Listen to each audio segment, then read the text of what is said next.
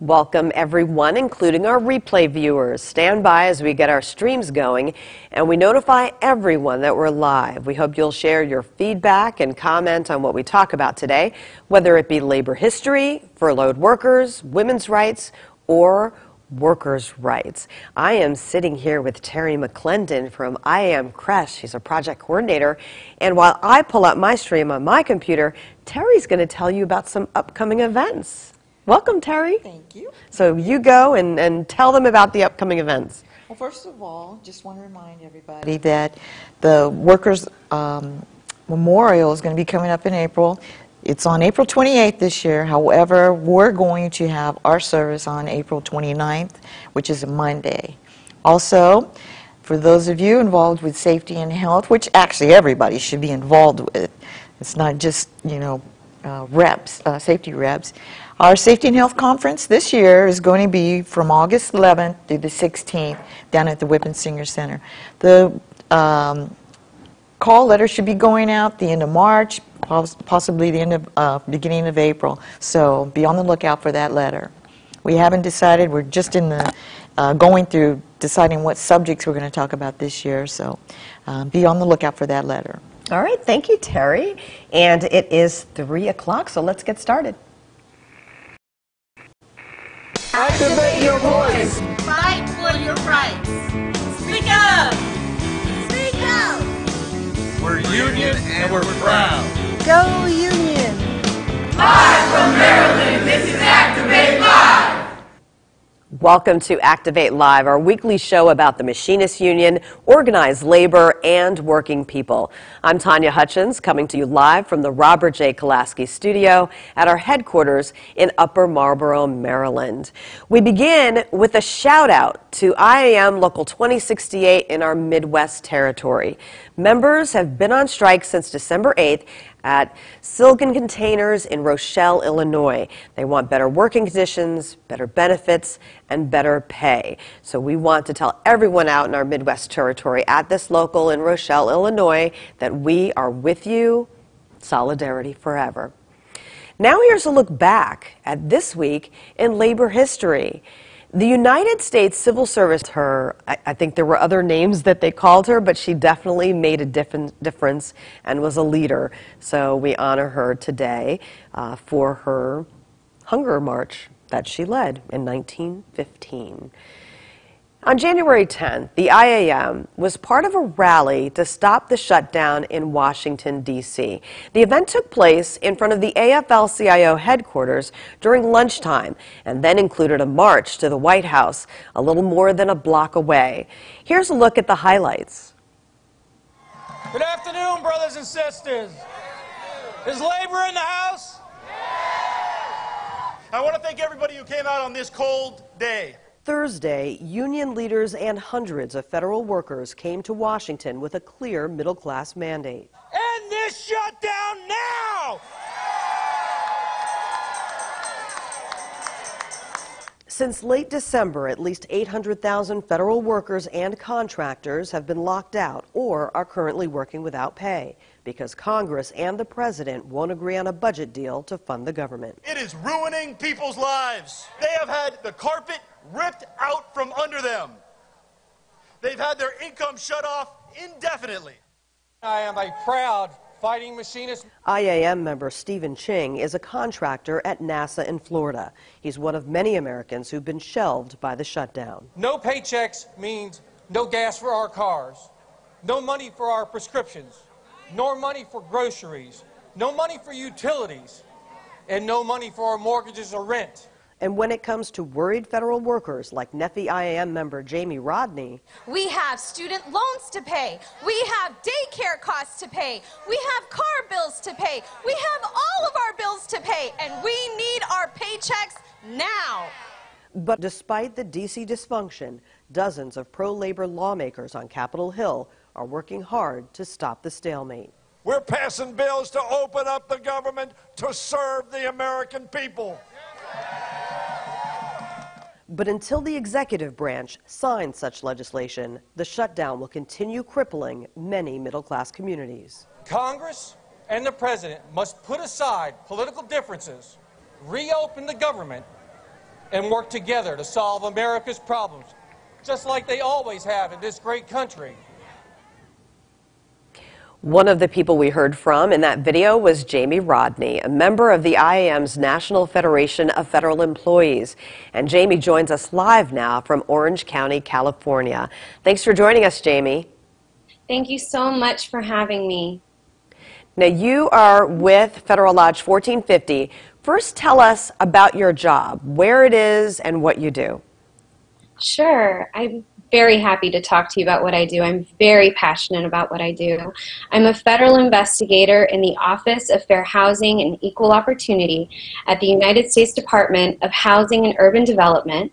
I used to work in the San Francisco field office, and my family and I just moved in April to the Los Angeles field office, where I work tirelessly with my fellow investigators to help all Americans ensure fair housing and equal opportunity, regardless of their race, national origin, color, religion, sex, familial status, and disability. What was it like for you to explain what you do at that rally in that absence? Put food in the fridge, you know, gas in the car, all of those things. So we have a lot of federal workers that are telling their stories, and they have been telling us what has been like for the past few weeks, what they have been doing to get by. And a lot of people have been expressing solidarity, not only at the rally, but on social media as well, about what is the message to other furloughed workers, to the public, what they want other union members to know, what they want Congress and the President to know. So please join us right now and let us know what you think about what the furloughed workers are going through. We have a number of resources that are on our website on goiam.com. goiam.org. I can't believe I did that. That was my first time I did that. So goiam.org. That's pretty bad. But we have resources there for all of our members to use, and we can actually try to pull them up if you want to show you. Oh, Jamie's back. So I'm back. I don't know what happened. I'm sorry. That's okay. We're glad you came back. We were just saying that there's been so much solidarity from people around the country and even from other countries like Canada. But what I was trying to ask you was, what was it like for you to speak at that rally last week in that atmosphere surrounded by so many workers that are trying to get back to work? Thank you. It was such a proud moment to be able to represent and fight for not only my family, but the families of 800,000 federal employees. It was inspirational. It was an honor to represent and fight for all of us. So what was it like even for you to listen to the other speakers? Because I think Randy Irwin spoke right before you. Yes, all of the speakers, including Randy Irwin, were incredible. They were so inspirational. They are so passionate about fighting for all of us. We understand what it is to be a middle-class American in this society today. We live paycheck to paycheck. We have little savings. The cost of living is so high. You know, our wages have not kept up with the cost of living. We cannot afford to live without our paychecks, and on top of that, not be able to get another job for fear of losing our whole career. And now we're not even allowed to ask for donations on a GoFundMe or in any mechanism. So we are impassioned, we are fighting. There is a fire in our soul. We are fighting for every single one of you out there, including ourselves. So I know that I mentioned that we have a number of resources that are on our webpage, goiam.org, but what resources have you been using to help get by during this time? It's been really devastating for my family. I tried to take out a personal loan out of my TSP. I was told that I am not eligible to do so because just a few months ago, I took out some money in order to have enough for our down payment for our first home here in Orange County. So we used every single penny in savings and in every account we had, including TSP, in order to have a down payment for this home. Jamie? So when I called, yes. Explain what TSP is. Sure, it's our thrift savings plan. It's our retirement account that we contribute and that the federal government matches up to 5%. So it's my retirement. It's like 401k. It's tied to the stock market. And so what they said is that I had to take a hardship. So I asked, what's that? So they told me I have to pay 10% of the amount. So let's say $4,000 I was asking to take out. 10% of 4,000 is 400. I would have to pay 400 on the front end, then 400 on the back end when I pay for my taxes, and then I get taxed on the state and federal level on the $4,000 sum. And the kicker is I'm not even allowed to contribute for the next 6 months into my retirement. So we just decided this has too much of a future financial burden on our family, that was not the right way to go. That's crazy because that's almost $1,000 in fees, and like you said, you can't contribute to it. Right. So, I mean, what are we doing? We don't know what to do. I've relaunched my photography business, Jamie Rodney Photography, here in Orange County. So far, no bites. I don't have referrals and clients and family here. We just moved here. I've put myself up on Craigslist. I'll edit your resume, essays. I used to be a pianist. I could be a piano teacher, but nothing is immediate. I'm waiting for clients. I'm waiting for people.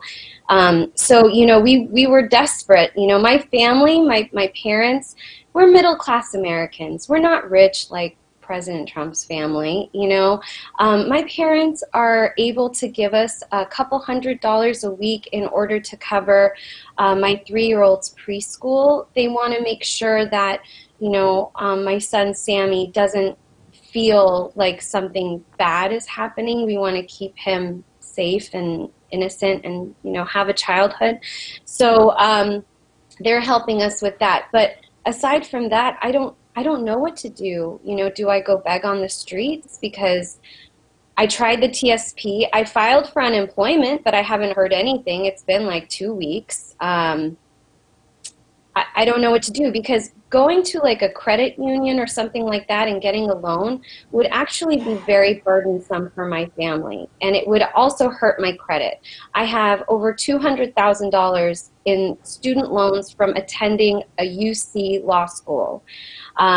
We just bought this house, so we have a great deal of debt right now, and to go and get another loan would just put us further into the hole. And I don't know if Jamie, we must, but so far we haven't done that. Jamie, what is all that hardship doing to you emotionally, all of that stress? Well, I've been to the doctors twice already. I had to go to urgent care. I had an asthma attack from having a bit of a panic attack from the stress.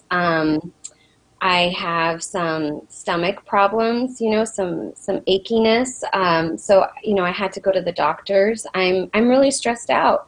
It's straining my marriage. I feel very guilty. I feel bad that I can't do my part and bring home my portion of the income that makes our budget work. I'm trying not to get into any arguments, in front of our son, but it's hard not to. Jamie, I just want to thank you before we go any further, just for your honesty. I mean, your raw honesty, because I know there are a lot of other people that are going through exactly what you're going through, and you're actually saying it out loud, and that takes bravery. Thank you. I appreciate that. I am a very genuine person. I'm a very honest person. Some people tell me I'm a little too honest, but to be honest with you, we can't hide behind our embarrassment. You know, this is embarrassing. This has stripped me of my dignity. Having to beg for money, starting that GoFundMe, that was out of desperation to survive. We have our mortgage due, actually was due yesterday. And because of that GoFundMe, we were able to make it and not miss our mortgage. But I don't think I'm going to be able to ask people to donate to me for our next mortgage payment. And to be honest, it's not anybody else's responsibility but my own to be able to afford my life. But right now, we are just in such a catch-22. You know, if I'm willing to kiss my career of 7 years that I started right out of law school at HUD, if I'm willing to kiss it goodbye, then I could go out and apply for, you know, other jobs, professional jobs that will make the amount of money that I make right now. But I don't want to kiss that career goodbye. I'm scared to. I love what I do. I'm very passionate about it. You know, I'm an outstanding investigator. I was hoping to have my whole career at HUD, like many wonderful colleagues who have worked at HUD for 30 or 40 years.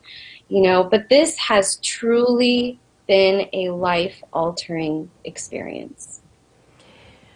Well, I would like to give you the opportunity to speak to other furloughed workers that are going through what you're going through. What do you want them to know? Everybody, this is so devastating. It's devastating for me, it's devastating for you, and it's devastating for the millions of Americans who rely on what we do. The president has retweeted an op-ed that says that he believes that 80% of federal employees are useless. Did you see that? How disrespectful. How shameful. How dare he? I implore you all, your friends, your family, on January 19th, this Saturday, go to your local Women's March. Or if you can make it to Washington, D.C., come to Washington, D.C. and shout your voice loud and clear so that the president, so that Mitch McConnell, so that Congress, all the Senate Republicans, everyone who has the ability to reopen the government now and get us paid and back to work, let them hear you. Raise your voices. Tell them, open the government, end the shutdown now. Join all of us in solidarity. If all of us are together, they cannot ignore our voices. Please, go out. Join me in fighting for my family and yours and all of the Americans that we serve every day. January 19th, Women's March. Now, Jamie, you left out that you're going to be one of the speakers there, aren't you? Yes, I am so excited. I'm so honored. And actually, January 19th happens to be my birthday. So, happy birthday. Thank you.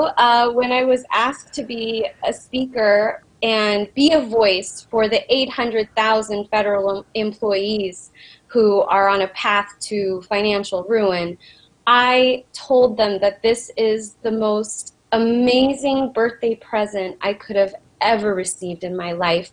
And I truly hope that I make all of you proud. Jamie, is there anything else that you'd like the public in general to know? The public should know that this government shutdown is completely unnecessary. Everybody needs to know that in America, the president is not the be-all, end-all of the power. We have a separate branch of government called the legislative branch, and they can pass with a 2/3 majority the vote on the spending bill to reopen the government now. We must demand that Senator Mitch McConnell, who has the power to decide what votes are heard on the floor, will put that vote to the floor to pass the spending bill, which, by the way, has already been passed. Just pass the spending bill with a 2/3 majority. Thank you again so much for joining us, Jamie. Thank you for your honesty about your life, about articulating what you're going through emotionally, physically, mentally. We just appreciate it so much. Hang in there. We're with you and all of the furloughed workers. Thank you so much. And we'll see you Saturday. See you Saturday. Okay. Well, we'll tell you more about the Women's March in a moment, but we want to give you a look at some of the resources that are available on goiam.org. So if you go to our website and you click on the news tab, you can find an article about the shutdown. This one here, Help Us Stop the Shutdown. And if you scroll about halfway down the page, there are a number of websites listed. I think 4 or 5 websites that are listed. If you click on one that says OPM Shutdown Furlough Guidance, it'll take you to the Furlough Guidance website, so you may see this here. There's also a table of recent changes to that guidance, so you can see any of the recent changes and read through that. There's also a link for unemployment insurance resources, so you can learn about unemployment insurance.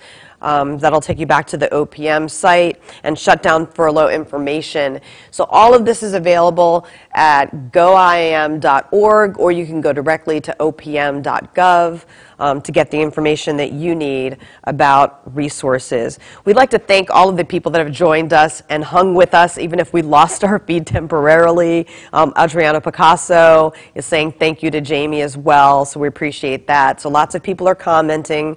We appreciate it. Jay Schultz has just said, you know, he's from IAM 511. He's in solidarity. He have some here who are not here to support you, but that is common. So we just like the fact that you are commenting, you're showing your solidarity. We really appreciate it because we're all workers from different backgrounds. We're in different sectors, but we're all in this together. So we're all trying to make the American dream here in North America.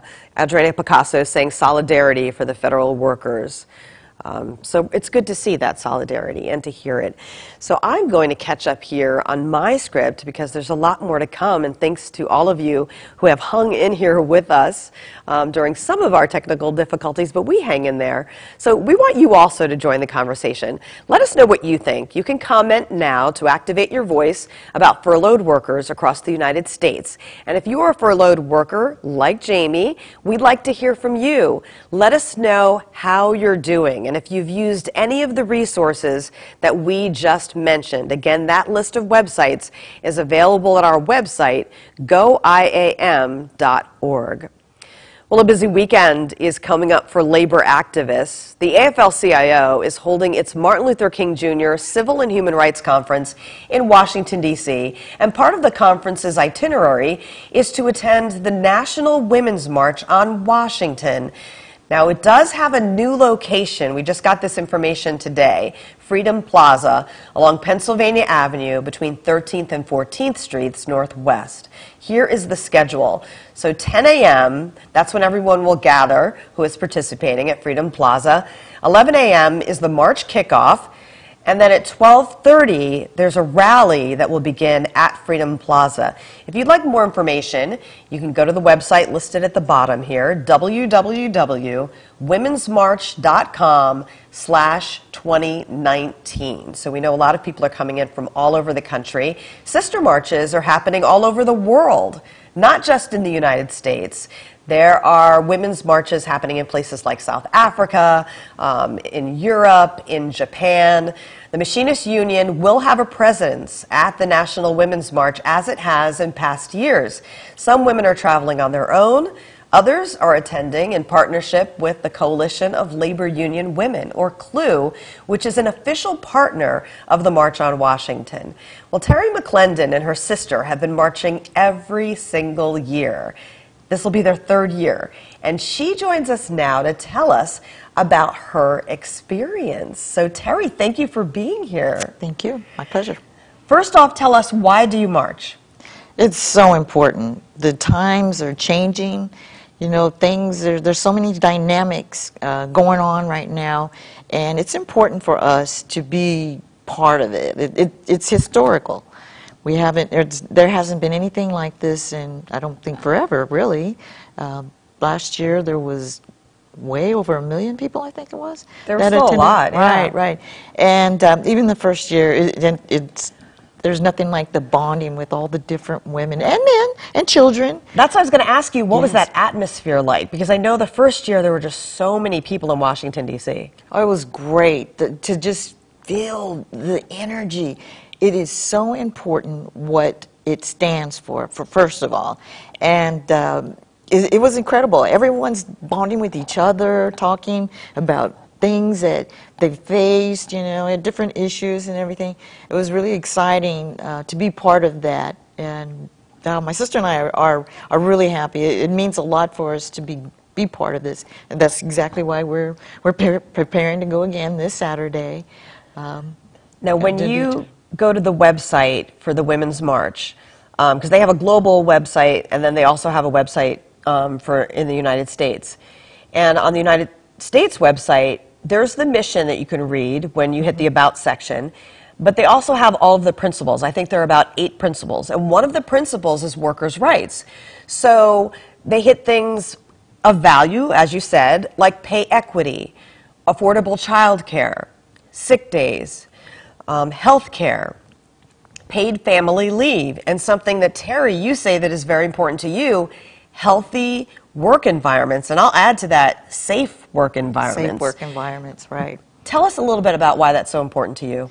Well, I come from the shop floor, and you know, there's a lot of people that don't think this is serious. This march is what it's about. They still aren't taking it seriously, and that's one of the things that when I was on the shop floor, a lot of men weren't happy to have women on the floor. A lot of them felt that we were taking jobs away from men, and we didn't have the right to be there. So they could make it, you know, really tough, and it's still happening today. I was going to say that. There are a few that still feel that way. Oh my goodness, it's still going on. At the Safety and Health Conference last year, we had a great session in harassment. And some of the women and men also were talking about, you know, things haven't changed a whole lot. They have somewhat, but if someone doesn't, you know, appreciate having like women or, you know, certain people on the floor or in the area, they can make things really hard for them. They harass them. They, you know, say things to them or, you know, touch them. And, you know, there's so many things Without giving permission to be touched. Yeah, most definitely. And they have not the right to do that. So that's one of those things that I went through when I was working on the shop floor, and it's really important because it you know. A little earlier we were talking about stress from different situations. Well, it causes a lot of stress for women that are going through some of those situations on the shop floor, women and men. But the majority is women against women. So that's, you know, what makes this march so important. You know, I think at first, for the first march, there were 4 organizers, women from different backgrounds. Mm-hmm. Now I think they have a steering committee of 30 women from so many different backgrounds, different religions, different socioeconomic status, different races, different ages. So it runs the gamut. But regardless of that, there are still issues in different areas that we're hearing about publicity in the media. What do you want people to remember about the purpose of the march in the first place? Because we may never agree 100% with what every organizer believes, with what any leader believes, but we still have to save that solidarity. So we certainly what do you want people to remember about that purpose? There is something going on right now in our country that a lot of people are hurt. A lot of people aren't given the same respect and rights that some others are. And this march is one of those things that we feel is important enough to have our voices heard, because in many situations, our voices haven't been heard, and a lot of people don't take seriously the things that we're marching for, we've been marching for, and we need to keep it front and center and out in front for everyone to understand that there's changes, more changes need to be made, and until those changes are made, we're going to be doing these marches to let them know that we're still serious and we're still here and we're not going away. So, you know, the marches and the rallies and the protests raise awareness, but I think it's also important to show this solidarity of so many people and people coming from different states. But there are sister marches around the country, you know, in different states as well for the people that can't make it to Washington, D.C. Yes, and it's wonderful to see the mixture because it's a women's march, but there's a lot of men, there's a lot of children, and there's just a serious and understand you know how important this is. And, you know, there's nothing like seeing someone with their daughters out there being part of this. They carry signs and even though I'm independent, I've met people at the march. And we usually keep the show nonpartisan, which I think is important. But I think the important thing is that there are women from different parties at this march as well. That's right. That's right. All parties and everyone. It's something everyone should be concerned with. Definitely concerned with because, you know, a lot of things are like I said, are happening where we're not taken seriously. And this is something that is really important. We need to keep it out front. Well, our demographics are changing. We're still a little bit more than half of the population of this country. That's right. That's right. You know, and our last election showed us that women are gaining, what, 25% of Congress? So it's rising. I can't wait till it's 50%. You bet. It's going to be a beautiful day. It will. All right. Well, thank you so much for joining us, Teri. Thank you. My pleasure. For coming upstairs and talking to us. And I'll join you on Saturday, so I will see you there. I'll be at the MLK conference, and everyone's going to go over to the march. So we'll be there, Freedom Plaza. You'll recognize us in our pink, bright pink. We'll be there. And it's so funny because I'm not really a pink person, which is hilarious, but we'll be there, okay, regardless of what we're wearing. So a lot of people have been commenting. Keep the comments up. We really do appreciate it. Joe, I don't know if you have a favorite one that you want to put up or not, but we want to invite everybody to join the conversation. Let us know if you are going to a women's march in your city or in Washington, D.C. by commenting on this video. And here we have a comment from Gil. I'm leaning over because I can't see right away. Hey, Gil, from Neffy Local 1998 in the house. Thank you so much for joining us, Gil. We do appreciate it. You too can comment on this video. We would like to hear from you watching at home, even if during the replay. So even if you're not watching today, no matter when you're watching, Adriana Picasso saying solidarity for the federal workers. Thank you, Adriana. We have John saying union strong. Yes, always. We need to make a hand signal for union strong. We'll work on that. Yeah, because, you know, it's like we have peace, but we'll see. So thank you, John, for watching as well. So I see the comments coming in. I'm going to try to get in after the show and jump in on there as well. And hopefully you all can talk to each other. Sometimes you do, so we like that when you keep the conversation going. Moving ahead, we're going to look at our events calendar.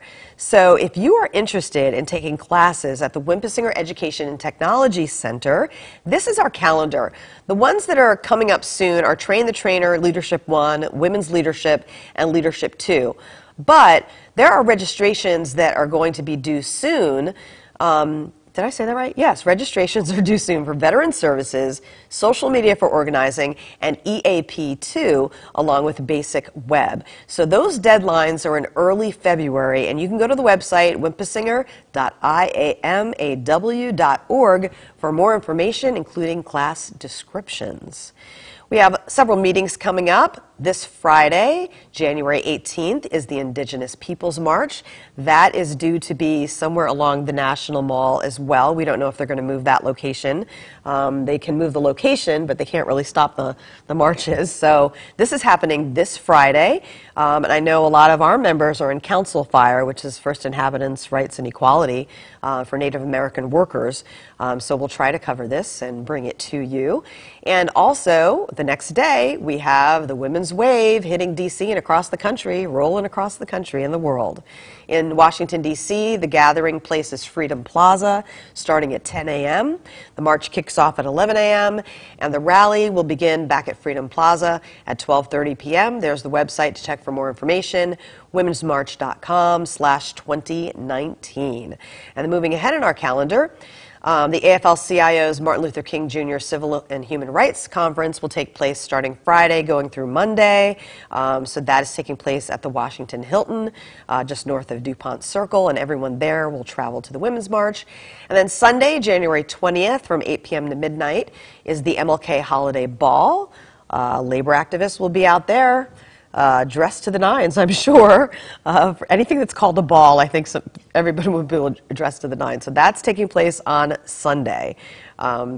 And then looking ahead to April is the IAM Women's Conference. You still have time to register for this. People will arrive on April 2nd. The conference starts on the 3rd and runs through the 6th.